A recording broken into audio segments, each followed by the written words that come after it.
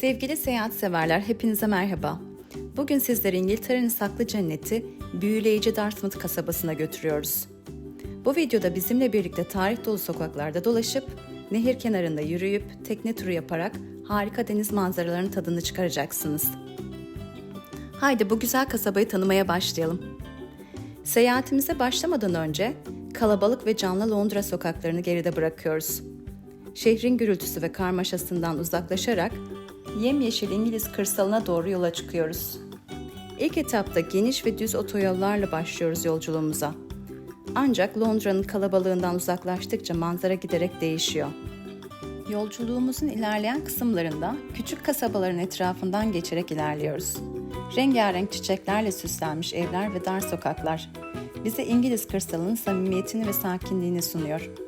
Bu küçük kasabalar, tarihlerini yansıtan eski taş binalar ve yerel dükkanlarla dolu. Yolumuz dar ve eğimli yollara dönüşüyor. Ağaçların arasından tüneller oluşturarak bizi selamlıyor. Dar yollarda ilerlerken sık sık yerel halkın eski kır evlerinin önünden geçiyoruz. Çiftlik hayvanlarının serin gölgelerinde dinlendiğini görüyoruz. Arka planda İngiliz kırsalının mistik manzaraları beliriyor. Yeşillikler arasından kaybolan köy kiliseleri ve tepelerin üzerinde yükselen eski kaleler. Bu manzaralar yolculuğumuzun her anını büyüleyici bir maceraya dönüştürüyor. Nihayet 5 saatlik seyahatten sonra Dartmouth'a ulaşıyoruz. Ancak Dartmouth gibi tarihi ve doğal güzelliklere sahip bir kasabada park yeri bulmak her zaman kolay olmayabilir. Neyse ki İngiltere'de birçok şehirde olduğu gibi Dartmouth'ta Park and Ride sistemi kullanılıyor. Park and Ride sistemi, şehir merkezlerindeki trafik sıkışıklığını azaltmak ve park yeri sorunlarını çözmek için geliştirilmiş bir toplu taşıma modelidir. Bu sistemde araç sahipleri şehir merkezinin dışında bulunan büyük park alanlarına araçlarını park eder ve oradan ücretsiz olarak sunulan toplu taşıma araçlarıyla şehir merkezine ulaşırlar. Bu sistemin birçok avantajı vardır. Öncelikle trafik sıkışıklığını azaltır ve çevre dostudur. Çünkü araç kullanımını ve karbon emisyonlarını düşürür. Ayrıca şehir merkezinde park yeri arama derdini ortadan kaldırarak zaman kazandırır ve ekonomik olarak daha avantajlıdır. İngiltere'nin birçok şehrinde olduğu gibi Dartmouth'ta da Park and Ride sistemi ziyaretçilere kolay ve etkili bir ulaşım seçeneği sunar. Bu sayede kasabanın güzelliklerini keşfetmek için endişelenmeden rahatça seyahat edebilirsiniz. Biz de bu yöntemi kullanarak kasabanın merkezine kısa bir yolculuk yaptık. Dartmouth, İngiltere'nin güneybatısındaki Devon bölgesinde bulunan tarihle doğal güzelliklerin buluştuğu harika bir kasabadır. Adını Dart Nehri'nden alan Dartmouth, Dart Nehri'nin ağzı anlamına gelir. İngiltere'de nehirle denizin buluştuğu birçok kasabanın adını İngilizler bu şekilde vermişlerdir. Mesela Exmouth, Portsmouth ve Plymouth gibi. Dartmouth, Normanlar döneminden beri önemli bir liman kasabası olmuştur. Zengin tarihi, muhteşem manzaraları ve canlı kültürel sahnesiyle ziyaretçilerine çok çeşitli deneyimler sunan Dartmouth, görenleri ilk anda etkileyen çekici bir kasabadır. Hem yerel halk hem de turistler için çeşitli etkinlikler sunan bu kasaba, dinlenmek ve de keşfetmek isteyenler için ideal bir gezi noktasıdır. Dart Nehri'nin kıyısında gezinirken sanki bir kartpostalın içinde yürüyormuşsunuz gibi, doğanın sunduğu huzuru iliklerinize kadar hissedebiliyorsunuz. Dartmouth'un karşı kıyısında renkli evlerini de görebileceğiniz Kingswear kasabası bulunuyor. Nehir üzerindeki feribot seferleri iki kasaba arasında hızlı ve keyifli bir ulaşım sağlıyor. Dart Nehri üzerindeki bu yüzden köprüler otomobil ve yolcuların taşınmasını sağlar ve oldukça popülerdirler. Deniz ya da nehir kenarında balık tutan insanları sıklıkla görebiliriz.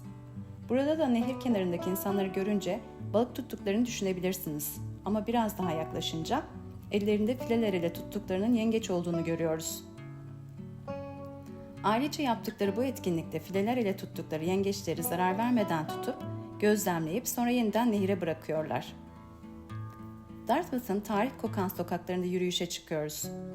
Dartmouth küçük bir kasaba olmasına rağmen çok sayıda sanat galerisi ve atölyesiyle ünlüdür. Burada gezerken 14. yüzyıldan kalma yapılar ve geleneksel İngiliz mimarisinin örnekleriyle karşılaşıyoruz. Ayrıca Lower Street ve Dartmouth'un en eski caddelerinden biri olan 13. yüzyılda inşa edilen Foss Street gibi ünlü alışveriş caddeleri, yerel esnaf ve sanat galerileriyle doludur. Dartmouth'ta İngiltere'nin sembollerinden biri olan klasik kırmızı İngiliz telefon kutularından biri artık kullanılmaması sebebiyle küçük bir kitap değişim merkezi olarak yeniden işlevlendirilmiştir. Bu telefon kutusu kasaba sakinleri ve ziyaretçiler için mini bir kütüphane olarak hizmet verir. Gördüğümüz bazı telefon kulübeleri ise çok yaratıcı ve mantıklı bir şekilde düşünülerek defibrilatör olarak tekrar kullanıma kazandırılmıştır. Dartmouth, zengin tarihi ve kültürel mirasının yanı sıra ilginç ve eğlenceli özelliklere de sahip olan bir kasabadır. Bu kasaba sadece tarihi ve turistik açıdan değil, aynı zamanda yerel etkinlikleri ve kültürel zenginlikleri açısından da canlı ve renklidir. Mesela Dartmouth Yemek Festivali bunlardan biridir ve her yıl düzenlenen ve yerel lezzetlerin tanıtıldığı büyük bir etkinliktir. Bir diğer etkinlik ise her yıl Ağustos ya da Eylül ayında düzenlenen Dartmouth Royal Regatta, İngiltere'nin en eski ve prestijli yelken yarışlarından biridir. Regatta genellikle nehir veya denizde düzenlenen bir dizi yelkenli yarış anlamına gelir. Ve 1822 yılında ilk kez düzenlenmiş olup zamanla genişleyerek bugün İngiltere'nin en prestijli ve popüler denizcilik etkinliklerinden biri haline gelmiştir. Adındaki Royal ifadesi ise etkinliğin kraliyet himayesinde olduğunu ve belirli bir prestij ve geleneksel değer taşıdığını belirtir. Bu ünvan genellikle kraliyet ailesinin ilgisi veya desteğiyle ilişkilendirilir. Bu etkinlikte yelken yarışlarının yanı sıra hava gösterileri, konserler ve çeşitli eğlenceli etkinliklerle de dikkat çeker. Dartmouth Regatta sırasında yapılan karnaval geçit töreninde büyük ve renkli bir ejderha figürü taşınır. Bu ejderha kasabanın sembollerinden biri haline gelmiştir ve etkinliklere eğlenceli bir hava katar. Dartmouth Regatta'nın diğer etkinliklerinden biri de kürek yarışlarıdır. Dart Nehri'nde düzenlenen bu yarışlar hem yerel hem de uluslararası takımların katılımıyla büyük bir coşku içinde geçer. Her yıl Mayıs ayında düzenlenen Dart Müzik Festivali ile müzikseverler doğa ve deniz ile sanatı buluşturarak bu güzellikleri taçlandırıyorlar. 3 gün boyunca sokaklar, publar ve sahneler farklı müzik türlerinde performans sergileyen yerel ve uluslararası sanatçılarla doluyor ve Dartmouth sokaklarını müziğe doyuruyor. Dartmouth'a geldiğinizde yerel lezzetleri tatmadan ayrılmamalısınız. Kasaba deniz ürünleri restoranları ve geleneksel İngiliz publarıyla ünlüdür. Taze deniz mahsullerinin keyfini çıkarabileceğiniz bu mekanlarda özellikle deniz tarağı ve ıstakoz oldukça popülerdir.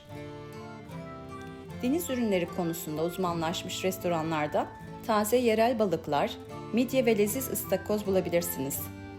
Balık ve cips, kalamar ve deniz ürünleri tabağı gibi klasik lezzetleri mutlaka denemelisiniz. Geleneksel bir ortam arıyorsanız yerel publar tam size göre. Rahat ve samimi ortamlarda yerel bir ale eşliğinde fish and chips veya etli pie gibi lezzetler tadabilirsiniz. Publarda sunulan yerel peynirler ve mezeler de oldukça lezzetlidir. Yerel olarak üretilen peynirler, ev yapımı turşular ve taze fırın ürünleri bulabileceğiniz mekanlar harikadır. Özellikle Devon Cream Tea yani bol kremalı çay saati menüsünü şiddetle tavsiye ediyoruz size. Sıcak skoplar, taze çilek reçeli ve kaymak eşliğinde servis edilir. İngiliz mutfağında bizim en sevdiğimiz sunumlardan biridir. Gün içerisinde sıklıkla bir tren düdüğü duyarsanız şaşırmayın çünkü bu Dartmouth Steam Railway yani buharlı tren. Kingsfair'den Paddington'a kadar uzanır ve Dart Nehri'nin muhteşem manzaralarını sunar. Bu nostaljik tren yolculuğu hem çocuklar hem de yetişkinler için büyük bir eğlence kaynağıdır. En yakın tren istasyonu karşı kıyıda yer alan Kingsfair'dadır. Buradan trenle Torbay ve Exeter gibi yerlere ulaşım sağlanabilir. Gelin birazcık da gizemli olaylardan söz edelim. Dartmouth'ın bir başka ilginç yanı da burada gerçekleşen gizemli olaylarıdır. Efsaneye göre Dartmouth yakınlarındaki Dartmoor'da saklanmış bir hazine bulunmaktadır. Bu hikaye hem yerel halk hem de turistler arasında oldukça popülerdir ve hala hazine avcılarının ilgisini çeker. Hazineyi bulmak için yapılan aramalar bölgenin tarihine ve doğal güzelliklerine olan ilgiyi arttırmıştır. Özellikle Dartmoor'un sisli ve ürkütücü atmosferi bu efsaneyi daha da gizemli kılar. Rivayetlere göre bu hazine eski korsanlar veya kaçakçılar tarafından saklanmıştır. Hazine avcıları Dartmoor'un derinliklerinde gizlenen bu değerli hazinenin izini sürmeye devam ederken Dartmoor'u ziyaret ederek siz de bu büyüleyici hikayenin bir parçası olabilirsiniz. Dartmouth'un sanayi devrimindeki rolü de çok önemlidir. Dartmouth, ilk buharlı motorun icat edildiği yer olarak bilinir. Thomas Newcomen 1712 yılında burada atmosferik buharlı motoru icat etmiştir. Bu icat, endüstriyel devrimin başlamasına çok kritik bir rol oynamış ve mühendislik tarihinin en önemli buluşlarından biri olarak kabul edilmiştir. Thomas Newcomen'ın icat ettiği bu motor, maden ocaklarındaki suyu pompalamak için kullanılmış ve bu buluş daha sonra James Watt tarafından geliştirilerek modern buharlı motorların temelini oluşturmuştur. Dartmouth'u gezerken Newcomen'ın bu önemli icadının nasıl çalıştığını görmek isteyenler, Royal Avenue Gardens'ın köşesinde bulunan küçük müzedeki makineye bir pound atarak görebilirler. Dartmouth'ta yapacak o kadar çok şey var ki, zamanın nasıl geçtiğini anlayamayacaksınız. Muhteşem manzaralı Dart Nehri'nde tekne turu yapabilir, yürüyüş yollarında doğanın tadını çıkarabilir, güzel sahillerinden birinde denizin tadını çıkarabilir veya yerel dükkanlarda alışveriş yapabilirsiniz. Özellikle sanat galerileri ve el yapımı hediyelik eşyalar çok ilginizi çekecek. Dartmouth ve çevresi hem doğal güzellikleri hem de tarihi cazibesiyle birçok ünlü kişi için çekici bir yer olmuştur. Mesela ünlü dedektif roman yazarı Agatha Christie, Dart Nehri'nin yukarısındaki Greenway House adlı yazlık bir eve sahipti ve romanlarının bir kısmını burada yazdığı düşünülüyor. Burası günümüzde Ulusal Tarihi Yerler Vakfı tarafından korunmakta ve ziyaretçilere açıktır. Agatha Christie hayranları onun evini ziyaret ederek etkileyici romanlarını yazdığı ortamı yakından görebilirler. Bu ev Christie'nin eserlerine ilham veren eşsiz bir atmosfere sahiptir ve ziyaretçilere onun dünyasını keşfetme fırsatı sunar. Tarihi kayıtlara göre ünlü İngiliz denizci ve kaşif Sir Walter Raleigh, Dartmouth'ta bulunmuştur. Bir başka ünlü ise İngiliz şair Rupert Brooke, 1. Dünya Savaşı sırasında savaş şiirleriyle tanınmıştır. Ve Dartmouth onun için ilham verici bir yer olmuştur. Ünlü tarihi roman yazarı Rosemary Sutcliffe çocukluğunun bir kısmını burada geçirmiştir. Romanları genellikle Britanya'nın tarihi dönemlerinde geçer ve Dartmouth'taki deneyimlerinden ilham almıştır.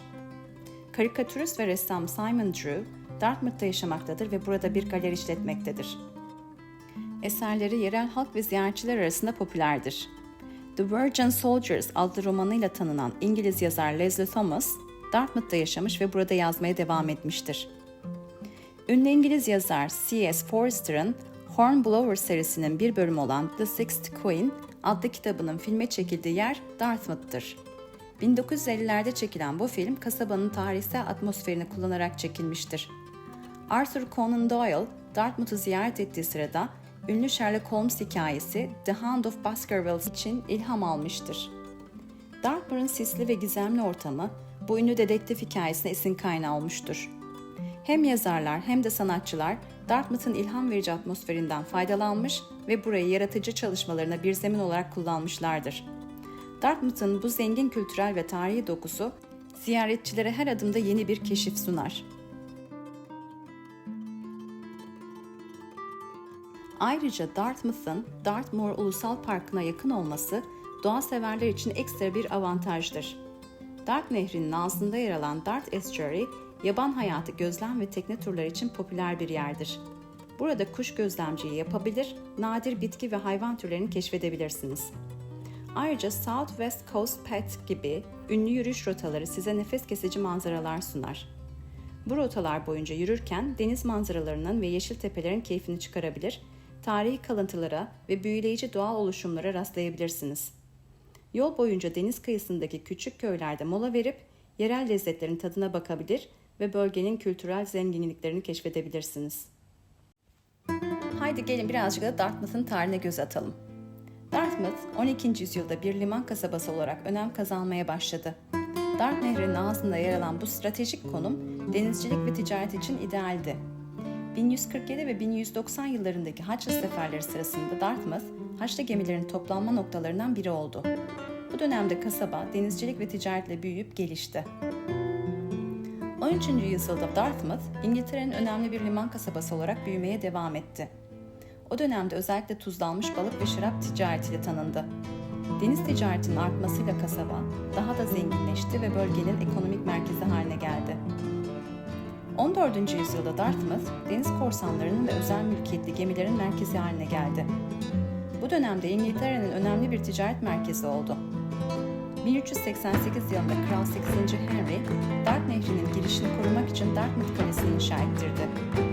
Bu kale, İngiltere'nin en iyi korunmuş kalelerinden biridir ve içindeki şapelle birlikte adeta bir zaman kapsülü gibi durmaktadır.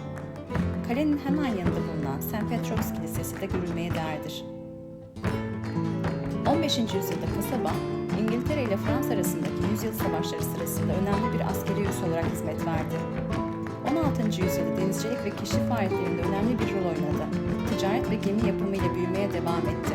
Bu dönemde kasaba, Amerikan Bağımsızlık Savaşı ve Napolyon Savaşları sırasında önemli bir deniz üssü olarak kullanıldı. 17. yüzyılda ise kasaba, İngiltere İç Savaşı sırasında stratejik bir öneme sahipti.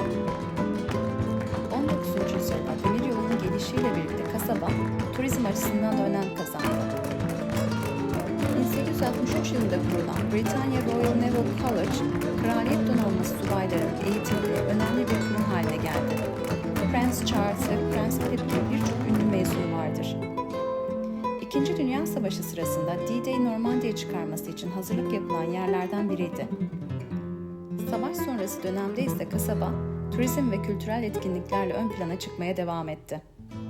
Dartmouth'un zengin tarihi, ziyaretçilere keşfedecekleri çok sayıda ilginç hikaye ve mekan sunmaktadır. Bu tarih, kasabanın bugünkü karakterini ve cazibesini şekillendirmiştir. Günümüzde Dartmouth, tarihi ve doğal güzellikleri, festivalleri ve kültürel etkinlikleriyle ünlü bir turistik merkezdir. Şehrin tarihi yapıları arasında Dartmouth Kalesi, Byres Cove Fort ve tarihi kiliseler yer almaktadır. Byres Cove Fort, 16. yüzyılda inşa edilmiş küçük bir kaledir ve Dart Nehri'nin girişini korumak için kullanılmıştır. Buradan Dart Nehri'nin ve çevresinin muhteşem manzaralarını görmek mümkündür. St. Saviour's Kilisesi, 14. yüzyılda inşa edilmiş önemli dini yapılarından biridir. Butterwalk ise 17. yüzyıldan kalma bir dizi tarihi binadan oluşur ve Kraliçe Victoria'nın kocasının birinde konakladığı söylenir. 1640'larda inşa edilen Dartmouth Müzesi, kasabanın denizcilik geçmişini ve tarihini sergileyen zengin bir koleksiyona sahiptir ve kasabanın tarihini keşfetmek için harika bir yerdir. Dartmouth, tarihi ve kültürel zenginlikleriyle ön plana çıkan bir kasabadır ve ziyaretçilere benzersiz deneyimler sunar.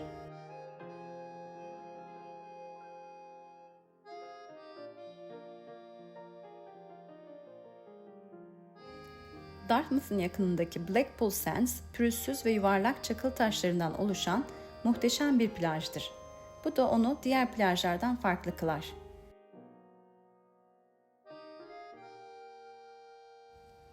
Kasabada konaklamayı düşünenler için çeşitli konaklama seçenekleri bulunmaktadır. Lüks otellerden şirin pansiyonlara kadar herkes için bir seçenek mevcut görünüyor.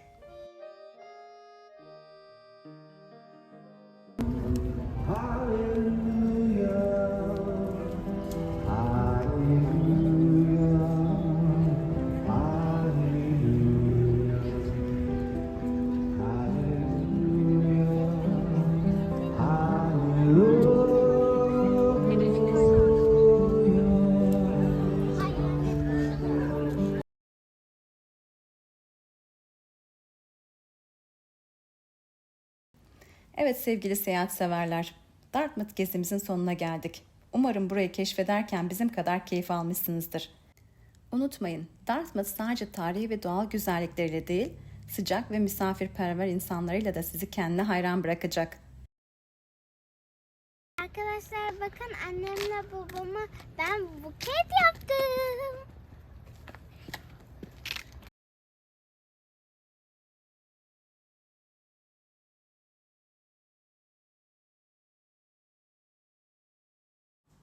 Günümüzün sonunda güzel bir restoranta gidip geçirdiğimiz bu harika günün ailece değerlendirmesini yaptık.